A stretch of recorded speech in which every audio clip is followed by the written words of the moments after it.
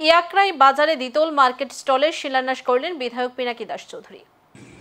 কল্যাণপুর প্রমোদনগর বিধানসভা এলাকায় প্রত্যন্ত জনপদ ইয়াকরাই বাজারে দ্বিতল বিশিষ্ট একটি আধুনিক মার্কেট স্টলের শিলান্যাস করলেন বিধায়ক পিনাকি দাস চৌধুরী। অনুষ্ঠানে প্রধান অতিথির ভাষণে বিধায়ক বলেন, 2018 সালে বিজেপি সরকার আসার পর থেকে পাহাড়ি ও এডিসি এলাকার আর্থ-সামাজিক উন্নয়নে সরকার ধারাবাহিকভাবে কাজ করছে।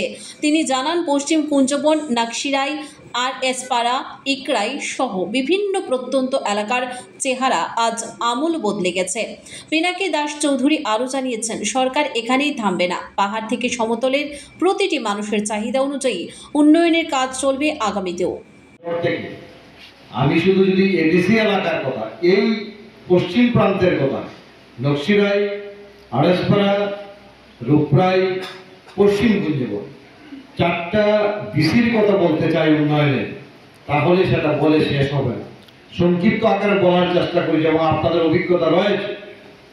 প্রথমে আমরা হাত দিয়েছিলাম যে পাহাড়ে বিশেষ করে জলের যে অবস্থা, জলের ব্যবস্থা বিগত দিন করতে পারেনি।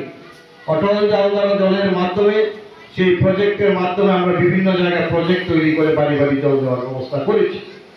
একটা বিশাল ভাবনা। পাহাড়ের প্রতি কারো নজর ছিল, জনজাতিদের প্রতি নজর ছিল না, বক্তব্য ছিল বিগত দিন, কাজে ছিল না। সেটা এই জায়গায় দাঁড়িয়ে 4টা ডিসিতে প্রায় আমরা 15 থেকে 16টা জলের ভিক্টোরিয়াল প্রজেক্ট করে সেখানে বাড়ি বাড়ি কানেকশন দিই।